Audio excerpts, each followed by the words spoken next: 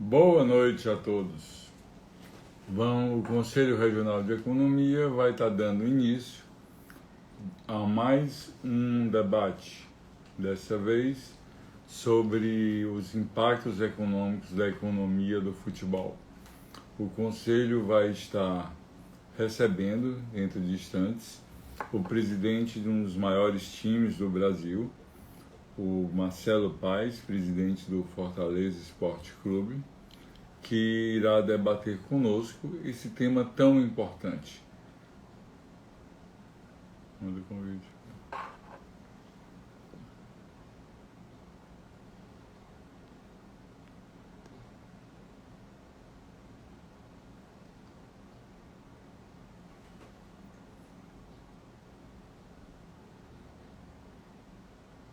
Marcelo Paes é um jovem presidente do Fortaleza, que nós estaremos recebendo em instantes. Ele está já aqui conosco. Boa noite, Marcelo. Boa noite, Lauro. É um prazer imenso para o Conselho Regional de Economia. Todas as semanas nós temos esse debate trazendo para a sociedade temas dos mais relevantes que têm impacto econômico na sociedade. E antes da sua entrada, eu estava colocando o prazer do Conselho Regional de Economia de receber o presidente de um dos maiores times do Brasil, futebol, que é o esporte mais popular do nosso país, e que todos precisam entender que a cadeia econômica do futebol ela é gigantesca, que a cadeia econômica do futebol ela movimenta muitas atividades, tá? Desde a parte de treinamento, da parte do jogo, da parte de viagens, dos produtos licenciados da torcida.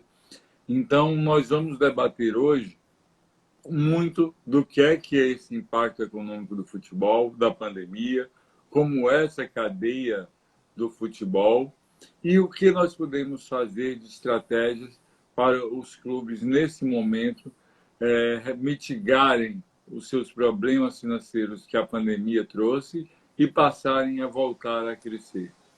Então, boa noite para as suas palavras iniciais. Em seguida, tem alguns temas que eu vou colocar para nós debatermos.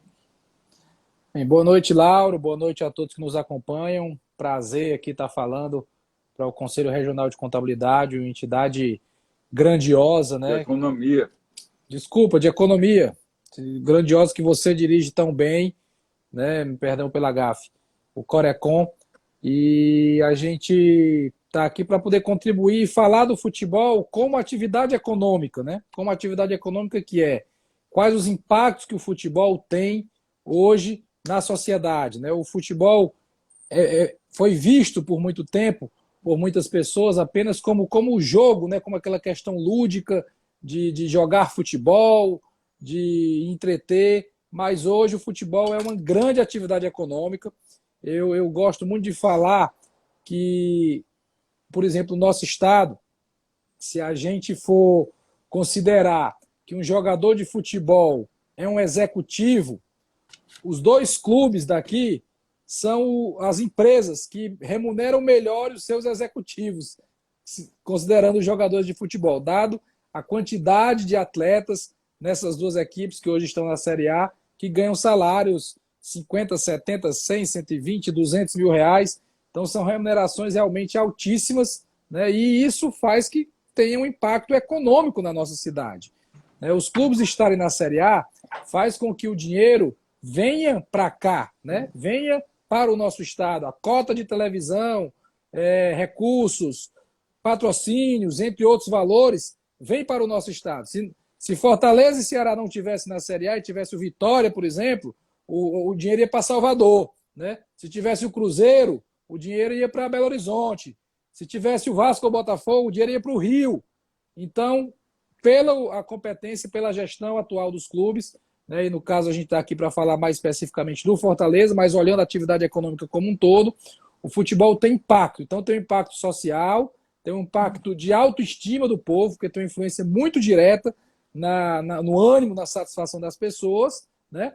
E também um impacto econômico significativo. Lógico que, em função da pandemia, houve muitas perdas, a gente vai falar sobre isso aqui, estou aqui pronto para atender todas as suas perguntas, mas acho uma pauta extremamente relevante que o Conselho Regional de Economia traz para a gente discutir aqui entre quem está acompanhando. Marcelo, as principais fontes de arrecadação dos times brasileiros, do Fortaleza especificamente, é o sócio torcedor, os patrocinadores, a venda de ingresso, o movimento do match day, do dia do ingresso, os produtos licenciados e a negociação de jogadores. Desse mix de receita que os times têm, quais foram mais impactadas no caso específico do Fortaleza? Bem, é importante colocar que a principal fonte de renda dos clubes, não só no Brasil, mas nas principais ligas do mundo, são os direitos de transmissão de televisão, né? Essa é a maior fonte de receita aqui no Brasil e no mundo inteiro. As outras fontes citadas, que você colocou, compõem todo o restante e faz um peso significativo em qualquer clube, né? No nosso caso, do Fortaleza, o Fortaleza, por ter uma torcida muito ativa, muito participativa, muito que consome bastante, a gente sempre teve uma participação muito considerável, né, do match day, né, que é o dia do jogo. A gente ampliou, inclusive, o conceito de match day, porque é um conceito antes que só se vendia ingresso, né, praticamente só ingresso, a bilheteria. Nos jogos do Fortaleza com o público, a gente tinha e vai voltar a ter quando voltar o público, bares, estacionamento, camarotes, loja, telão com ativação comercial, ativações de patrocinadores, seja no campo, seja na esplanada do Castelão. Então, são situações que geram receitas permanentes, né? Se você considerar aí 35, 37 jogos em casa por ano, alguns desses jogos com grande apelo de público, né? Como os clássicos, os jogos contra Flamengo, Corinthians, Vasco, jogos decisivos de Copa do Nordeste, jogos decisivos de Campeonato Cearense, jogos decisivos de Copa do Brasil, tudo isso seriam grandes eventos se tivesse com o público liberado. Mas vamos considerar o cenário de público liberado, né? Então a gente tinha uma receita bem significativa e um impacto direto no sócio torcedor, porque o principal produto que o sócio torcedor quer é ir para o estádio, é ir para o jogo, né? É poder pagar o seu valor, mas poder entrar no estádio. Então o impacto foi significativo, sim, em função da pandemia, de não poder ter jogos com público, diminuiu essa receita por cada jogo do match day, passou a ser uma despesa, né? Porque para abrir o Castelão tem custo, né? Só para abrir, para poder jogar lá mesmo sem público, e o sócio torcedor foi plenamente afetado. Então a gente dá ordem aí de 15 a 20% da nossa receita foi impactada com essa queda de sócio torcedor e de match day em função da pandemia. Presidente Marcelo, então, quando nós falamos no sócio torcedor como fonte de receita, e aí nós temos a nível mundial um exemplo clássico do Barcelona, tá? Que tem mais de 200 mil sócios, e aí nós temos no Brasil talvez o Inter de Porto Alegre como um grande exemplo, e nós vemos que esses times, o sócio torcedor normal, ele não dá direito ao ingresso. Então, isso é uma outra forma de receita, mas tem que trabalhar a mente do torcedor. Que o torcedor, ele pode ser partícipe, ele pode, no caso do Fortaleza, é um dos poucos times do Brasil que tem uma forma democrática de eleição da diretoria, onde todos os sócios participam, onde tem eleição direta. Então, mudar esse perfil do sócio torcedor não seria uma forma de reduzir essa sazonalidade do sócio? Porque nós sabemos que o Fortaleza, nos últimos anos, viveu uma fase de grandes títulos, título brasileiro, título do Nordeste, cearense, mas nós sabemos que o futebol é cíclico. Então, se nós tivermos um sócio torcedor que não esteja totalmente amarrado a ir ao estádio, a fase boa do time, nós vamos ter menos oscilação financeira no orçamento, não achas? Muitos planos de sócio-torcedor no país, eles dão o direito a comprar o ingresso, né? A gente também está fazendo essa mudança agora. O novo plano de sócio que a gente lançou, baixamos os preços dos planos de sócio, mas com o novo formato, quem aderir agora até o final de abril ainda pega o modelo anterior e fica com o acesso garantido. Depois disso, vai ser essa modalidade de direito de compra com desconto, como é no Flamengo, como é no Bahia, como é no Internacional, como é no Corinthians, como é no São Paulo, no Grêmio, e em quase todos os clubes do Brasil. O torcedor que é sócio ele tem direito à compra, prioridade na compra e descontos na compra, desconto escalonado de acordo com o plano de sócio do qual o torcedor faz parte. Então é um processo que tem que se evoluir, né, porque os clubes de futebol precisam realmente do modelo de gestão no sócio que gere uma receita melhor, mas também gere uma receita muito grande no estádio, na bilheteria, no dia do jogo. O grande evento é o jogo, né?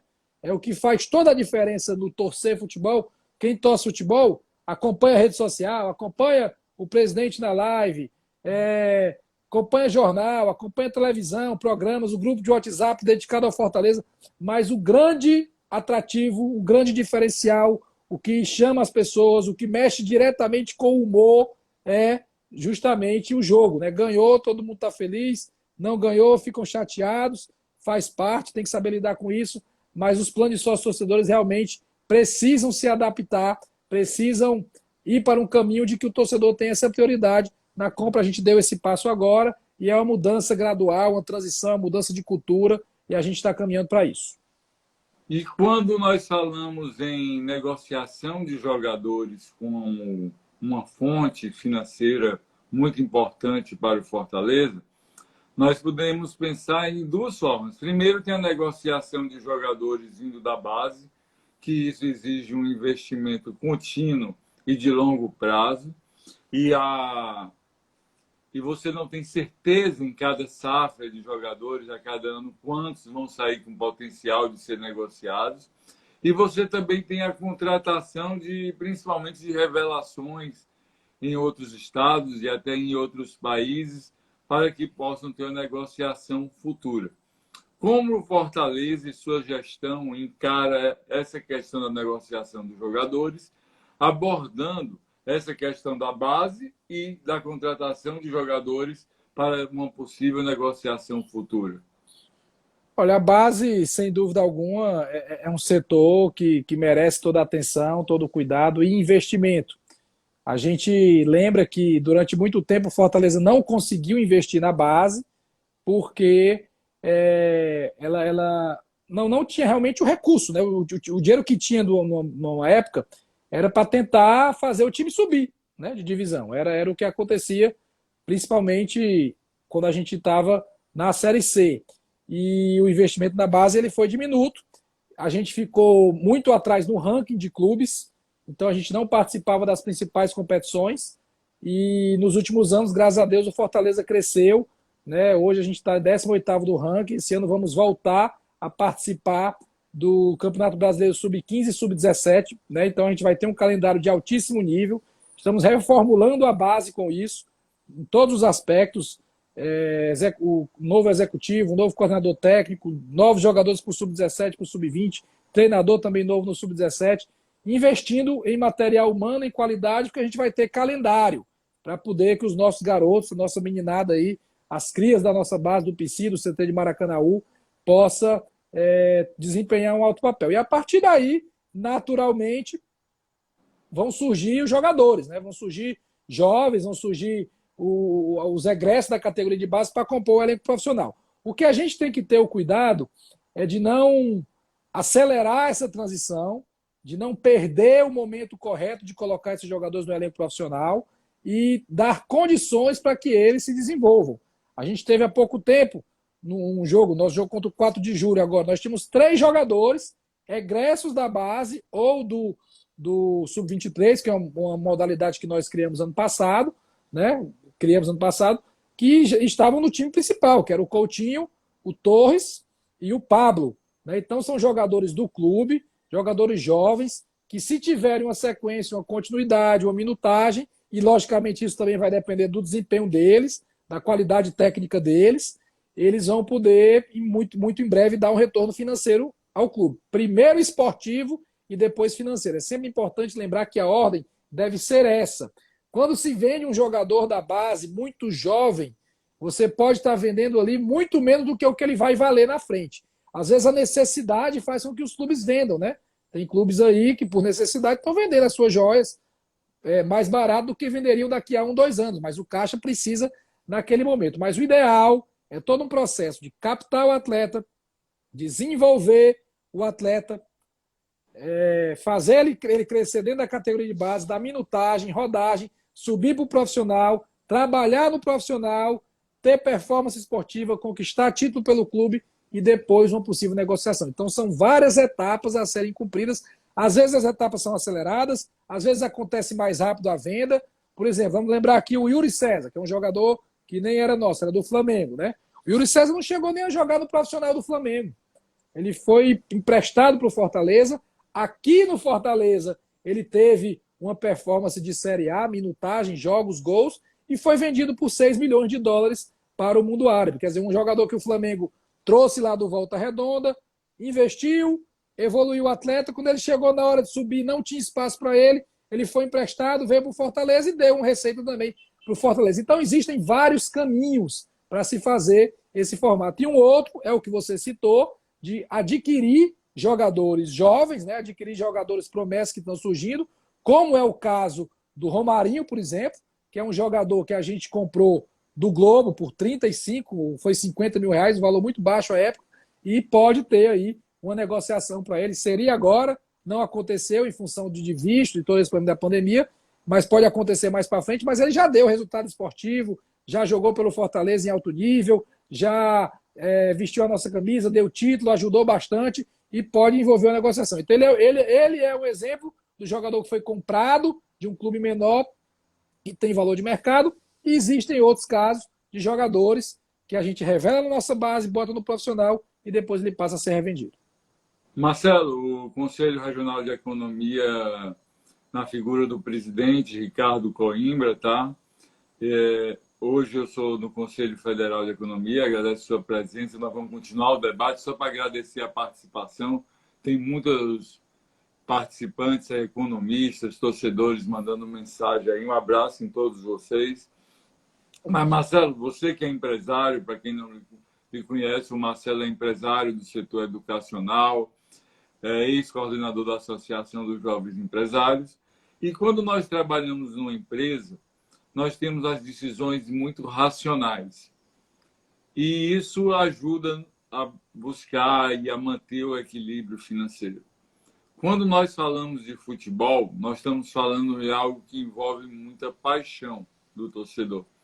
Se fosse seguir o torcedor, você estaria trazendo o Messi, o Cristiano Ronaldo, o Mbappé, todos por Fortaleza, porque o torcedor ele não vê limite, tem aquela cultura antiga de compra que a torcida paga, e nós sabemos que não é bem assim. Então, nos momentos que o futebol é cíclico, de baixa, onde o time às vezes perde 2, 3 partidas seguidas, ou perde uma decisão, sempre existe aquela pressão emocional, não só da torcida, como às vezes de dentro da diretoria, às vezes do conselho, de contratar mais e mais, de trocar treinador. E nós sabemos que para dar resultado, não só financeiro, como você bem falou, mas antes de tudo nós precisamos de resultados esportivos, tá certo? E resultados esportivos envolve tudo, base, titular, você tem um padrão, você está sempre disputando, porque ganhar ou não é uma questão de jogo, e jogo se ganha e se perde. Mas como equilibrar essa questão da emoção com a razão em um futebol, em um esporte que mexe com tantas paixões e mexe com tantas emoções de tanta gente? Você falou aí, se pegar o Fortaleza, tem lá 50%, 55% da torcida do estado, o Ceará tem a outra metade, dependendo da fase, um tem mais, outro tem menos torcedores. E aí você trabalha com essa paixão e tem um orçamento limitado que você vai pagar os jogadores, que, como você bem disse, não tem nenhuma empresa no estado do Ceará que tenha tantos executivos tão bem remunerados quanto os nossos times na Série A. Então, como equilibrar essa razão com a emoção para manter o equilíbrio financeiro, diante de uma incerteza da receita que muitas vezes depende de vitórias seguidas?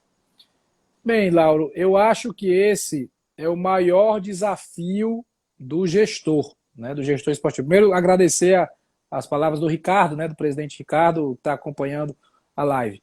É o maior desafio do gestor, porque a pressão é grande, né? E tem uma frase muito simples que vale para qualquer empresa e vale muito para o futebol. A conta sempre chega, né? Não, então não adianta você sair contratando ou demitindo, ou fazendo as duas coisas. Essa conta vai chegar em algum momento. E eu não vou citar nomes, mas a gente tem clubes aí no Brasil anunciando 1 bilhão de dívida.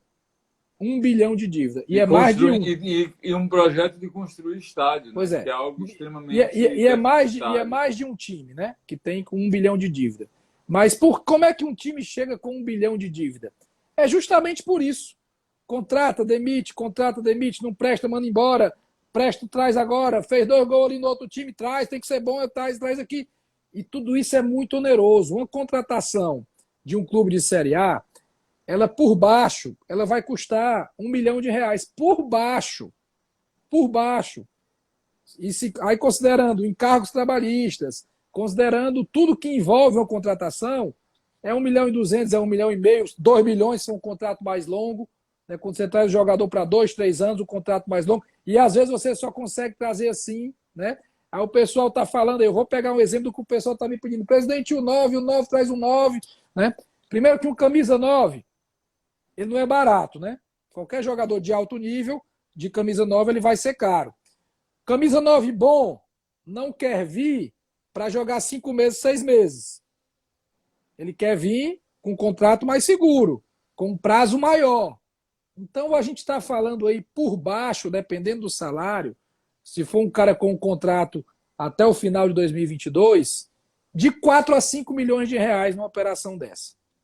4 a 5 milhões de reais. E aí, se você errar, se trouxer de qualquer maneira e errar, quem vai pagar essa conta? O próximo presidente? Aí vai deixar passivo trabalhista? Porque o que a gente tem feito aqui no Fortaleza é pagar passivo trabalhista. Pagamos muitas coisas de gestões anteriores e não estou aqui fazendo crítica às gestões, ok? Estou aqui citando o que aconteceu e ficou, e a conta chegou aqui e a gente teve que pagar e está sendo pago, né? E da mesma forma que a gente também herdou coisas boas que vieram.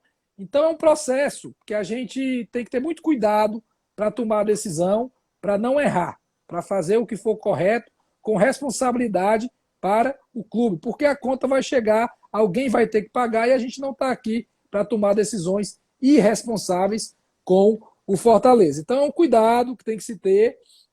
Estou dando só um exemplo.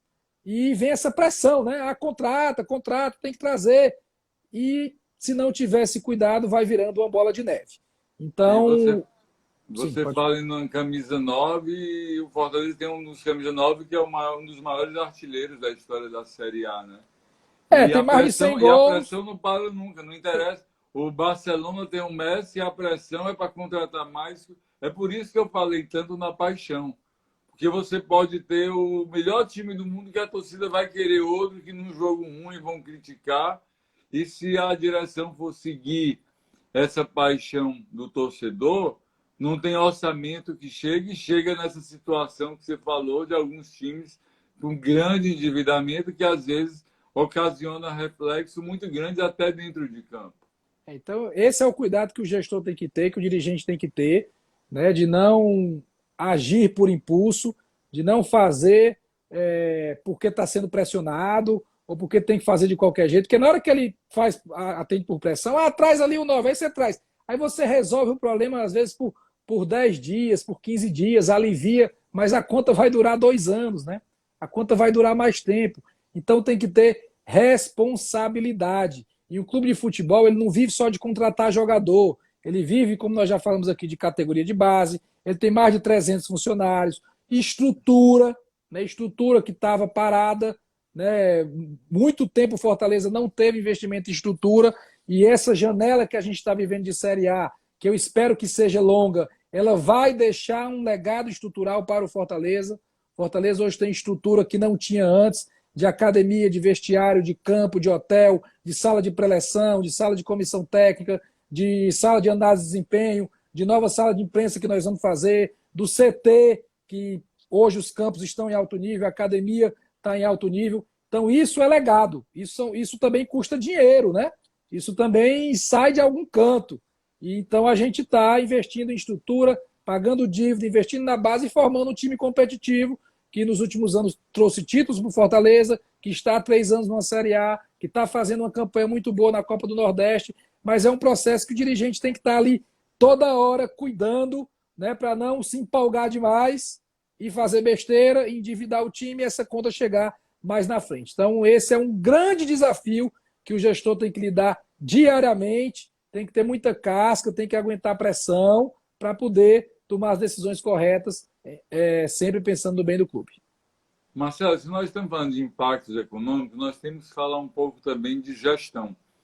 Porque as pessoas de fora pensam futebol e só pensam nisso, né? O departamento de futebol, e elas esquecem o departamento físico, médico, etc. Mas para gerir um clube que hoje o Fortaleza tem um orçamento algo em torno de 90, 100 milhões no ano, você precisa de um departamento financeiro estruturado, você precisa de uma contabilidade estruturada, você precisa de controle, você precisa de auditoria para prestar contas ao conselho. Como tudo isso está organizado dentro do Fortaleza? Essa pergunta é muito interessante, Laura, porque uma vez eu li um artigo que dizia assim: futebol é uma atividade que milionários estão em campo e pessoas com salário muito menor estão fora de campo, né? Que é a contabilidade, que é a administração, que é o marketing. É um contrassenso, né? Como é que você tem pessoas administrando todos esses milhões aí que envolvem os jogadores, né? Que os jogadores têm um salário realmente muito alto e acho que tem que ter mesmo, porque eles geram isso de alguma maneira, o interesse do público, o interesse das pessoas. E quem é que cuida disso? Quem é que cuida da contabilidade do clube, da administração, do patrimônio, do financeiro, né? do controle, das lojas, do sócio-torcedor? Tem que ser gente qualificada, tem que ser gente profissional. E é o que a gente vem buscando fazer, né? Desde que entramos no clube, no final de 2017. Em todos os anos, a gente trabalhou com planejamento estratégico, contratado a empresa Gomes de Matos, que é uma empresa top, de altíssimo nível. Então, a gente junta toda a diretoria, faz um workshop, cada diretor tem a sua pauta, as suas metas a serem cumpridas, independente se a bola está entrando ou não está entrando, o administrativo tem que funcionar, a loja tem que vender, o licenciamento tem que fazer o seu trabalho, a diretoria de planejamento e todas as demais diretorias, não vou aqui ficar citando todas, com gente qualificada, com gente que entende daquilo ali, né? Não é gente, não está ali porque é amigo, porque é sobrinho de um presidente que teve há não sei quantos anos atrás, ou porque chamou o fulano para ganhar a eleição no clube, e aí tem que dar um cargo. Isso aí é modelo de fracasso. E o modelo mais provável de ter sucesso é o modelo em que você tem pessoas competentes, técnicas, qualificadas para gerir o clube em cada uma das suas áreas. E é isso que a gente vem buscando fazer no Fortaleza, né, nos últimos anos, e vem dando certo, vem dando certo. Fortaleza estava numa crescente muito grande, a pandemia nos atrapalhou, isso é um fato. Foi para todo mundo? Sim, foi para todo mundo. Mas a gente estava ali numa crescente, né? E deu uma travada, e isso fez com que a gente desse uma segurada em alguns investimentos, mas continuamos fortes. Esse ano de 2021, estamos formando um time bem qualificado, né? Boas contratações, o torcedor tem gostado em geral das contratações do clube, e é um processo passo a passo, mas tem que ter gente boa, Lauro. E não é um lugar de coleguismo, não é um lugar de fazer política, e sim um lugar de ter gente qualificada para ajudar a bola a entrar. Para que o jogador chegue no clube e tenha estrutura, pessoas qualificadas, um bom campo para treinar, um bom vestiário, uma boa academia, um suporte. Tudo possa acontecer para que o jogador esteja bem, tranquilo, para poder fazer o seu papel, entrar dentro de campo, ganhar jogos e a roda girar positivamente. Essa é a ideia. E para isso, tem que ter gente qualificada no back-office, né? Nos setores de apoio ao clube, nos setores de suporte, que não necessariamente só o futebol. Isso, Marcelo. O exemplo que você deu, eu me lembrei, te comparando o futebol, que você disse que as estrelas estão lá, ganham muito mais do que quem está por trás. Você pode comparar isso, por exemplo, na música, né? Você vê um show do Paul McCartney, para o show funcionar, tem um batalhão de pessoas envolvidas que, se uma delas errar, o show vai ser ruim, não vai ser um sucesso. Você pode pensar na Fórmula 1, que o piloto ganha uma fortuna, o carro custa milhões, mas se errar a troca do pneu, aquele mecânico ele pode perder a corrida porque trocou o pneu errado. Então, tudo isso envolve o profissionalismo no futebol. Mas, além dessa questão da paixão, que muitas vezes leva um time de futebol a quebrar o seu equilíbrio financeiro, nós temos uma outra limitação. O Fortaleza compete com times, às vezes, de maior tradição. Por exemplo, na Sul-Americana, o Fortaleza jogou com o maior campeão da história da Libertadores, que tem uma tradição, um orçamento muitas vezes maior. Na Série A, nós jogamos com times, se você citar o exemplo do hoje, talvez tem o maior orçamento, o Flamengo e Palmeiras, várias vezes o orçamento dos outros times. Então, é uma competição que você entra em campo, o torcedor não quer saber se o orçamento do outro time é maior ou menor, ele quer ver seu time competitivo. E isso também exige uma ginástica muito grande sua como gestor do time, para não querer competir com o mesmo valor desses orçamentos maiores, porque aí você vai estar colocando a sustentabilidade do Fortaleza no futuro em risco, não é isso?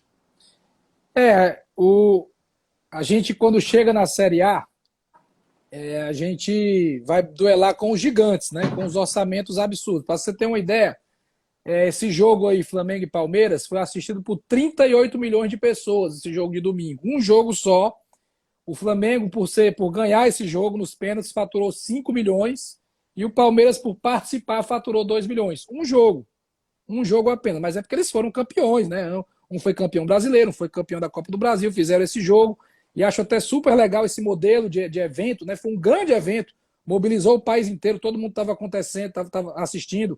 Como a NBA faz muito bem naquele jogo das estrelas no meio do ano. Eu acho que o futebol brasileiro tinha que ter um jogo das estrelas também. Você imagina, no meio do campeonato, no Maracanã, um jogador de cada time, com a camisa do seu time, fazer uma atividade de bater falta, de bater pênalti, de pezinho, de freestyle, fazer um grande evento com patrocinadores, com a TV cobrindo, com entrevistas, com torcedor. A gente precisa inovar, a gente precisa pensar à frente, né, para que o produto futebol cresça cada vez mais.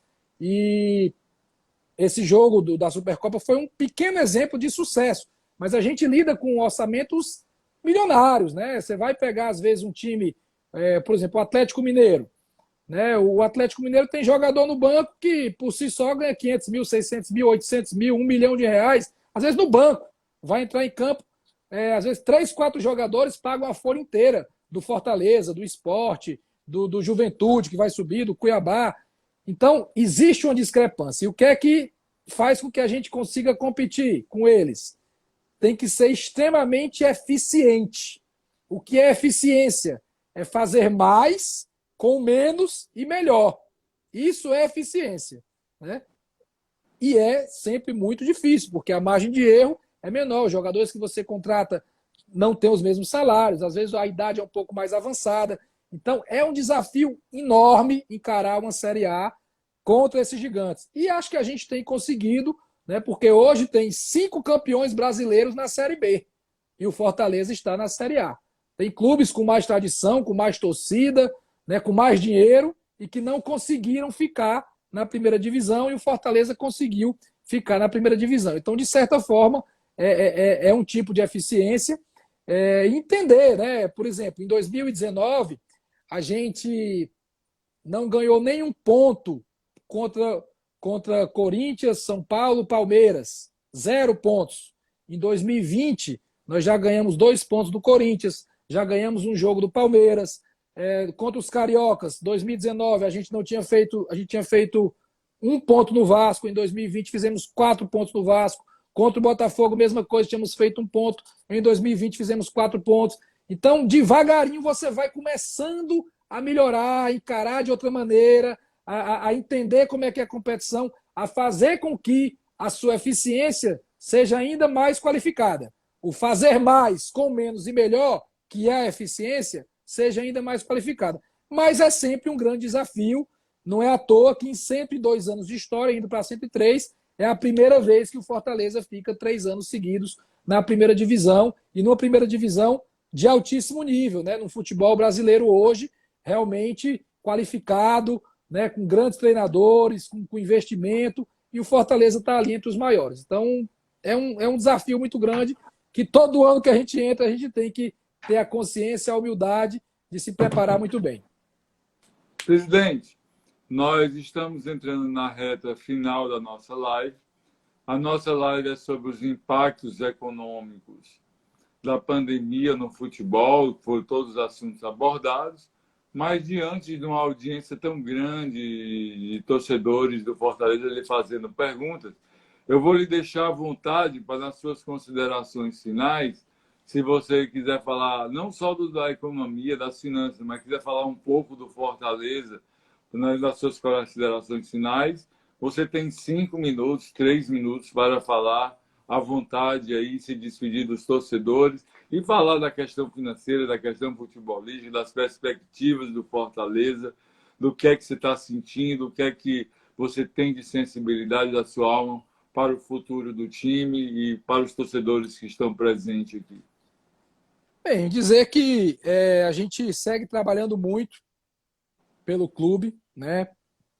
O meu mandato vai até o final desse ano e eu vou dar o meu melhor todos os momentos. Hoje eu vivo Fortaleza 24 horas. Caiu aí, voltei. Full time dedicado ao clube, nosso foco todo, toda a minha energia, a minha alma, o meu coração, o meu trabalho, o meu tempo está dedicado ao Fortaleza. E assim eu vou fazer até o último dia do mandato, tentando fazer com que esse clube cresça cada vez mais, né? Cresça em estrutura, cresça nas suas categorias de base, cresça na sua gestão, né? Que tenha pessoas qualificadas dentro da gestão, pessoas que pensam no clube e não em si, pessoas que pensam no bem dessa instituição centenária, entender que é um time que tem uma torcida de 2 milhões de apaixonados, de pessoas que acompanham o clube, que vibram, que tem no Fortaleza uma referência muito grande. O Fortaleza tem um impacto direto na vida das pessoas. Se ganhou, as pessoas ficam felizes, quando não ganha, as pessoas ficam tristes. Mexe com o humor realmente, né, de quem ama o clube. E a gente tem que ter a certeza disso, mas acima de tudo tem que ter responsabilidade. Eu quero concluir o mandato entregando o clube muito melhor do que o que a gente recebeu, e quem venha depois possa fazer ainda mais, ser ainda mais qualificado e fazer ainda mais pelo Fortaleza. E para isso a gente tem que ter responsabilidade. É um ano difícil, um ano de pandemia, um ano em que acho muito difícil que volte o público, em que houve uma queda de sócio-torcedor, as receitas diminuem, mas a cobrança não. A cobrança sempre é a mesma. Tem que ganhar, tem que ganhar, tem que ganhar, tem que fazer o melhor, tem que ser melhor do que o ano anterior, tem que ser melhor do que o rival, e faz parte, é do futebol, e quem está no futebol não tem que reclamar disso. Tem que entender e fazer o seu melhor. Mas quando o calo aperta mais, quando o dinheiro aperta mais, que é o caso em função da pandemia, a gente tem que ter ainda mais responsabilidade e mais cuidado e contar ainda mais com o torcedor. Ainda mais com o torcedor para estar nos ajudando, para estar chegando junto. O torcedor esse que eu só tenho gratidão, né, por tudo que faz, por tudo que apoia, por tudo que se esforça. As pessoas às vezes tiram ali de casa para pagar um sócio torcedor, tira às vezes ali de um lanche para poder comprar uma camisa oficial, né? Então a gente está aqui para realmente agradecer a esse torcedor e dizer que nada menos do que 100% da minha dedicação vai ter, e de uma diretoria que está trabalhando muito, que está fazendo o seu melhor também pelo bem do Fortaleza. E acho que se a gente olhar para trás, num passado não muito distante, o Fortaleza está numa crescente, o Fortaleza está no nível mais alto do futebol brasileiro, que é a Série A, e sendo admirado por pessoas, por dirigentes, por torcedores, por imprensa do Brasil inteiro. Então isso deve ser um motivo de orgulho, mas nunca um motivo de acomodação. A gente tem que sempre olhar para dentro e buscar melhorar e buscar fazer que o nosso clube cresça cada vez mais. Então, esse é o meu recado de gratidão ao torcedor, de gratidão a você, Laura, a todo mundo do Conselho Regional de Economia por poder participar e fazer esse bate-papo aqui qualificado. Muito obrigado, Marcelo. O Conselho Regional de Economia, em nome do presidente Ricardo Coimbra e da vice Silvana Parente, todos os conselheiros e economistas cearenses, agradece a sua presença, que debatemos esse tema muito importante do impacto econômico da pandemia no futebol, e lembrar a todos que toda terça-feira, nesse mesmo horário, o Conselho Regional de Economia debate temas de fundamental importância para a sociedade. Queria agradecer a audiência de todos. Esse debate ficará gravado no Instagram, nas mídias sociais do Conselho Regional de Economia. E, Marcelo, muito obrigado, boa sorte por Fortaleza, muitas conquistas e um equilíbrio financeiro sustentável. Obrigado, Laura. Forte abraço, boa noite a todos. Tem que gravar. Só isso aqui.